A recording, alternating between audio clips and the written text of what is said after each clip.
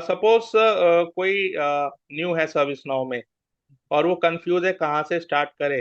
तो पर उसे ये पता है कि भाई आईटीएसएम मुझे करना है, ये बेसिक है। तो राइट। आईटीएसएम तक पहुंचने के लिए उसको उससे पहले क्या क्या करना पड़ेगा, अगर वो सर्विस नाउ की बात करें तो थोड़ा एक देखो, सीक्वेंस अगर आप थोड़ा श्योर, शेयर कर पाए। मैं मेरा ना बहुत क्लियर फंडामेंटल रहता है इसके ऊपर कि अगर हमें कोई भी चीज सीखनी है किसी भी प्लेटफॉर्म में तो हमें उसके रूट्स पता होने चाहिए, सबसे पहली बात। ठीक है। अभी लास्ट वीक किसी से मेरी बात हो रही थी, एक थे लिंक्डइन पे कनेक्शन कनेक्ट किया, उन्होंने मुझे मुझे आपसे थोड़ा सा गाइडेंस चाहिए, तो मेरी उनसे बात हुई। तो उसने बोला तो उसका बहुत मुझे मतलब बहुत कम लोग ऐसे क्वेश्चन पूछते हैं कि अगर आप कहते हो कि सर्विस नाउ बहुत बड़ा प्लेटफॉर्म है तो क्या डिफरेंस है आईटीएसएम में, आईटॉम में, आईटीबीएम में, एचआरएसडी में, क्या डिफरेंस है इन सब में? हम्म। भाई आप तो कह रहे हो प्लेटफॉर्म तो एक ही है, बड़ा प्लेटफॉर्म है, तो क्या डिफरेंस है इनमें? मैंने कहा देखो, अब चावल है, चावल की खीर बनाइए, खिचड़ी बनाइए, दाल भात बनाइए, या हम्म। आप चावल का कुछ भी ऐसा बनाइए, लेकिन चावल तो बेसिक वही है। ठीक है, उसका बेसिक फंक्शनलिटी तो वही है।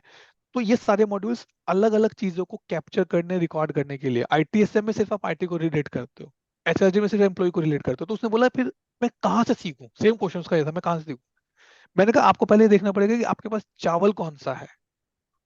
अगर आपको चावल पता है कि मुझे अगर खिचड़ी बनाने है तो मुझे 1 घंटा पहले भिगोने चाहिए, अगर मुझे दाल भात बनाना है तो मुझे आधा घंटा पहले भिगोने चाहिए, मुझे दाल और चावल मिक्स करके भिगोने चाहिए, ये रूट्स है। अगर आपको ये चीज क्लियर हो गई तो एचआरएसडी हो, चाहे सीएसएम हो, चाहे सैकऑप्स हो, कुछ भी हो, कुछ भी डिफरेंस नहीं है। तो अगर आपको सर्विस नाउ में एंट्री करनी है और आपको अगर आईटीएसएम सीखना है, उससे पहले मैं बोलूंगा आपको आपको एडमिन आना चाहिए। अब बात आती है कि एडमिन में क्या करें, क्योंकि एडमिन अपने आप में बहुत बड़ा है। राइट। ठीक है। एडमिन में जो जो थॉट प्रोसेस है, जैसे आप नाउ लर्निंग पे भी जाएंगे तो वहां पर भी ट्रेनिंग्स अवेलेबल है एडमिन की। बट एडमिन इज मेनली आपको बताता है कि इस पूरे सर्विस नाउ के कंपोनेंट्स कौन कौन से हैं जो आपको आईटीएसएम को यूज करने में, बिल्ड करने में हेल्प करेंगे। जैसे कहीं अब पिछले 3-4 साल हो गए मुझे ट्रेनिंग्स देते देते अप्रोक्सीमेटली, तो बहुत लोगों से बात होती है, I am using service now for a long time. तो मेरा पहला क्वेश्चन होता है कि आप जब बोलते हैं I am using service now for a long time, in which capacity? आप हम्म। एज ए एंड यूजर काम कर रहे हैं, आप एज ए आइडल यूजर काम कर रहे हैं, या आप उसको डिप इम्प्लीमेंट या डेवलप कर रहे हैं? नहीं, मेरे पास तो चेंज आते हैं, मैं सिर्फ चेंज के लिए उसको यूज करता हूँ, मेरे पास इंसिडेंट है, मैं इंसिडेंट के लिए यूज कर रहा हूँ। इसका मतलब आप सिर्फ एज ए आइडल यूजर इसको यूज कर रहे हैं, आपको ये नहीं पता कि जब मैं इस बटन पे क्लिक करता हूँ तो वो काम कैसे करता है फंक्शनली, पीछे काम हम्म। कैसे करता है टेक्निकली। ये एडमिन में होना चाहिए, ये एडमिन का पार्ट है। आपको पता होना चाहिए कि मैं इस बटन पे जब क्लिक कर रहा हूँ तो वो कहाँ से कोड पिकअप करके लेके आ रहा है और कैसे वो एग्जीक्यूट कर रहा है, इसके पीछे ऐसा क्या लिखा हुआ है, मतलब उस कंपोनेंट को हम क्या कहेंगे, वो क्लाइंट स्क्रिप्ट है, बिजनेस रूल है, यूआई पॉलिसी है, या यूआई एक्शन है, क्या है उसके पीछे, कौन सी स्क्रिप्टिंग है उसके पीछे, वो एडमिन का काम होना चाहिए। इसीलिए जब जब मैं ट्रेनिंग प्रोवाइड करता हूँ एडमिन में, आई प्रेफर टू से कि टेक्नो फंक्शनल ट्रेनिंग है ये, क्योंकि हम टेक्निकली भी डिस्कस करेंगे लेकिन हम फंक्शनली डिस्कस करेंगे कि एसएलए होते हैं, लेकिन एसएलए क्यों होते हैं, वो एसएलए कैसे कॉन्फ़िगर हुआ, आपने तो इंसिडेंट बनाया, आपने सेव पे क्लिक किया, आपका एसएलए जनरेट हो गया, P1 का, P2 का, P3 का, P4 का, लेकिन वो क्यों आया, कहाँ से? अगर आपको वो रूट समझ में आ जाएगा तो आपके लिए कोई भी मॉड्यूलर सर्विस नाउ में बहुत इजी हो जाएगा। तो मेनली हम एडमिन में बात करते हैं, आपका नेविगेशन सारा का सारा कैसे होना चाहिए, आपके फिल्ट्रेशन कैसे होने चाहिए, फॉर्म पे क्या क्या होता है, फॉर्म पे कैसे काम होना चाहिए, फील्ड्स क्या होंगे, एसएलए कहाँ कॉन्फ़िगर होते हैं। मेरा क्वेश्चन है कि क्यों होते हैं, क्या होता है, तो कैसे होता है, is second part.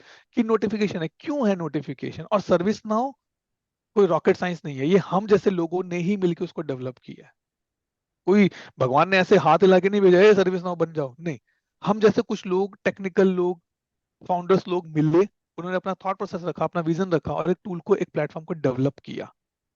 Service now में ऐसा कुछ नहीं है जो हमें नहीं पता होना चाहिए। सही हमें पता बात होना है। चाहिए कि रीजन, ये हमें पता होना चाहिए कि क्यों है। कैसे है तो बाद में हम फाइंड करेंगे, लेकिन ये क्यों है, एसएलए क्यों है? क्योंकि मेरा कस्टमर कहता है भाई टाइमलाइंस बताओ मुझे, कब तक तुम डिलीवर करोगे मुझे ये। और नहीं राइट। करोगे तो फिर मैं क्या एक्शन लूँ? मैं क्या एक्शन लूंगा? जब हम छोटे तो मम्मी कहती थी भैया बेटा फटाफट खाना खा लो, आधे घंटे में मैडम आने वाली है, ट्यूशन जाना तुमने।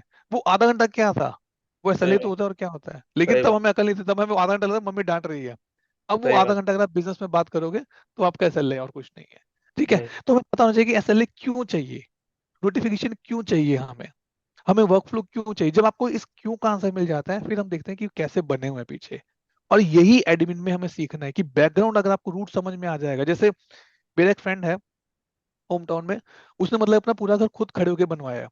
वो उसका कुछ 4-5 साल पहले उसके घर में रिनोवेशन चल रहा था, मैं वहां जब था इंडिया में तो मैं उसके घर गया।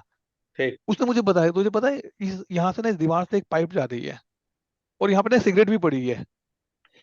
क्यों? क्योंकि उसको पता है कि वो रूट, क्योंकि उसने वो रूट खुद बनवाए हैं सारे, कि यहाँ से प्लम्बिंग यहाँ से करो और इलेक्ट्रिसिटी वायरिंग यहाँ से करो। तो एक जो उसका मिस्त्री था वो ड्रिलिंग कर रहा था, उसने कहा यहाँ मत कर, नीचे कर, क्योंकि ऊपर पाइप बिछी हुई है। तो ये क्या है, ये आपके रूट्स अगर क्लियर हैं तो इसके बाद आप चाहे बिल्डिंग बनाओ, आप घर बनाओ, आप शोरूम बनाओ, गोडाउन बनाओ, आपको कोई फर्क नहीं पड़ता। क्योंकि आप कोई भी मॉडल पिकअप कर लो, आप आईटीसीएम ले लो, कोई भी एचआरजी कोई भी पिकअप कर लो, अल्टीमेटली कंपोनेंट्स क्या रन होते हैं? UI policy, client script, business rule, work flow, automation. उसके अलावा तो कुछ नया नहीं। आप बताओ उसके अलावा कुछ नया है आपके पास? ना ना ना, वही चीजें हैं। आप सर्विस नाउ को कोई भी ऐप पिकअप कर लो, आप टेलीकॉम ले लो, आप फाइनेंशियल ले लो, आप हेल्थ सर्विस ले लो। सिर्फ सबके अंदर फॉर्म में तो सेम चीजें हैं, बस सिर्फ फील्ड अलग है प्रोसेस ना। और फंक्शनैलिटी अलग है। करेक्ट। और प्रोसेस तो अलग होगा ही होगा, क्योंकि दो हम्म। दो अब वही है, खीर बनानी है और चावल भात बनाने हैं, दोनों का प्रोसेस तो अलग होगा, लेकिन डल क्या रहा दोनों में? डल तो चावल ही रहा है ना। तो वही यहाँ पे फंडामेंटल है कि अगर आपको कुछ भी सीखना है, आपके रूट्स जब तक क्लियर नहीं होंगे, आपको चीजें क्लियर नहीं होंगी। और रूट्स तभी क्लियर होते हैं जब आप उसमें डीप डाइव करते हो। तो इसलिए कहते हैं कि एडमिन पे टाइम स्पेंड करो।